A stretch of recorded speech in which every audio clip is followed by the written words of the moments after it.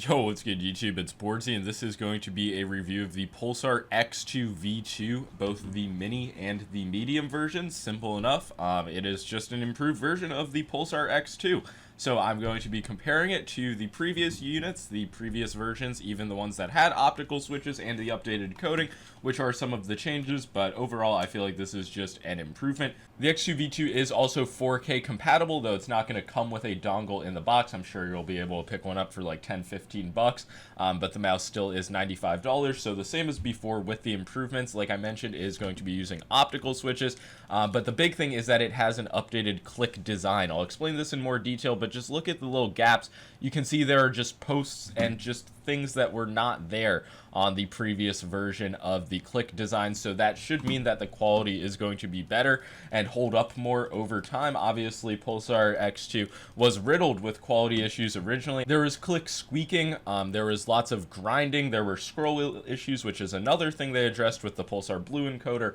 But yeah, ultimately these clicks are not going to be a disaster like the first batches of the X2 were. I mean, I wouldn't put my life on it, but I can almost guarantee that. I mean, even the later batches of the Pulsar X2, like the boardzy edition that had Huano blue shell pink dots, these were a really solid implementation, but it just seems like they went to opticals because that is the industry standard. In terms of just pure click feeling compared to the Bruce Lee or the Friends and Family edition, these are going to be maybe a little bit softer. So yeah, in terms of click feeling, they're light, the performance is good, but I'll compare the sound to the Razer opticals. I mean, I guess the previous. Generally, the more engineering that you put into a click design, the better it's going to be. My evidence for that is Logitech and Vaxi mice. So yeah, opticals, there's going to be no issue of double clicking. There's much less room for latency issues when you're not dealing with like mechanical debouncing, as far as I know. But yeah, the click implementation, in my experience, is very solid. There's nothing to note with like wobbling pre-travel or post-travel. Really just all around, the mouse feels premium. Even other aspects of build quality, it seems they've addressed the shell in some ways as well. I don't know if they mentioned that, but the shell does seem yeah, just slightly more reinforced. So overall, it's just good updates. There's nothing that I'm really complaining about. At 51 grams on this version with the coating versus the previous X2 Mini, which was, I believe, 57 grams, that is a noticeable difference in hand, especially if you're finger tipping.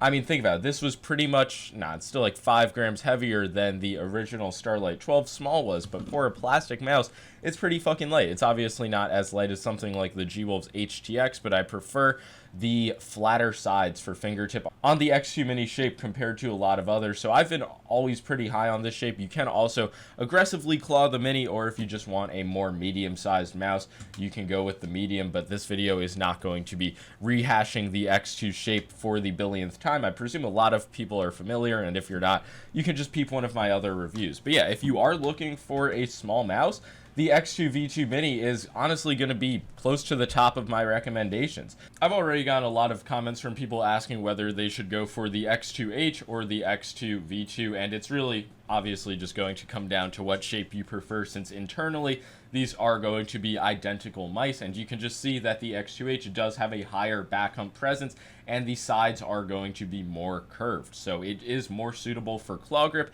and in my opinion a lot less suitable for fingertip. It's could just be my grip style, my hand size, but you can see the right side of the hump just makes a bit of contact with the right side of my palm, whereas on the X2 Mini it's just completely free for my fingertips, and the medium size of the X2H is just something that I cannot get adjusted to. It is very bulky and it is pretty restrictive, so if you do want a larger mouse for claw grip like that, kind of reminiscent of the ZA12 or something, maybe go for that. But if you just want a more standard medium size mouse, I would say the X2 Medium is going to fulfill that a bit more, because there's just something with the X2H Medium that makes it feel very wide, bulky, high profile, and just designed for relaxed grip styles, which again, that is going to be suitable for some people, but for me, I definitely prefer the mini variants of these mice. And yeah, it's cool that Pulsar has different shape options now, but I would definitely go with the X2 Mini as my top pick. I've already covered a lot of aspects of the X2V2, the coding, the click design updates, the actual switches. I actually didn't cover the scroll wheel encoder yet, but it went from the TTC Gold Dustproof to the Pulsar Blue Dustproof, and they also adjusted the scroll wheel click, which now feels a lot more spammable, pretty nice. But yeah, it actually feels very close to a TCC Gold encoder, but now it's Pulsar's own, and it's supposedly going to have a lot less quality issues because it seems like TTC, their quality kind of just went to shit when they had to put out so many encoders since literally every company was using them. That's my theory, but yeah, there were scroll wheel issues, none that I have experienced really on any mouse though, so I don't know what I'm doing to avoid those scroll wheel issues. But yeah, one of the last things to talk about on the mouse is the upgraded tech. As I mentioned before, the 4K dongle is not going to be included out of the box. The mouse is going to be capped at 1K, but Pulsar did send me a few 4K dongles with the X2Hs, so I asked them if there was a way to pair it. I'll throw it up on the screen in case anybody wants to use it.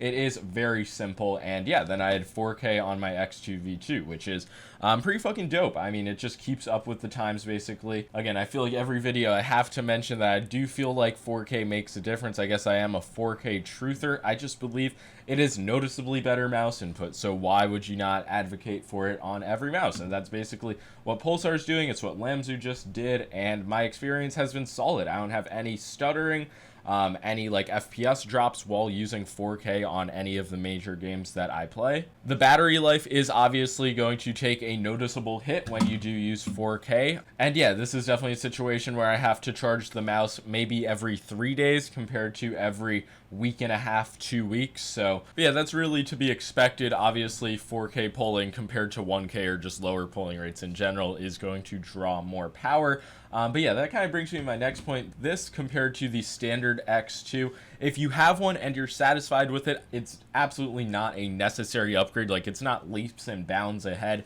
It is ultimately going to be the same mouse in hand, especially if you have a later version with the updated coding and updated like click implementation. It's just not going to be a massive improvement to the point where you can't use the previous version. Obviously, if you don't have either mouse, just go for the new version. It has every improvement you could ask for, and on top of that, it is still going to be lighter, it's going to be compatible with better tech, and it's just going to have a solid optical implementation. Yeah, considering this full package is under $100 compared to something crazy like the Viper Mini Signature at $270, obviously the final mouse Ultralight X is a lot lighter than this, but even that is $200. Most 4K mice are over $150. Aside from the various Chinese 4K mice, obviously Lamzu and Pulsar are some of the bigger brands who are bringing 4K to the scene at an affordable price. And yeah, at that price point, what more can you really ask for? These mice are in the low 50 gram range. They have a really nice rubberized coating. All of the clicks and just the overall shell feels a lot more premium than it did on the original X2 units. And I just feel like if you're really concerned about the first batch, you can obviously just fucking skip it, but they have been reiterating and just working on this shell for a while now. I feel like there's much less room for it to go to shit in mass production, but that is obviously just my opinion, and I am speaking highly because my copies are very solid. And yeah, these mice are going to be keeping the seal of approval. I feel like these were pretty important changes to make. It keeps the mouse up with the current market.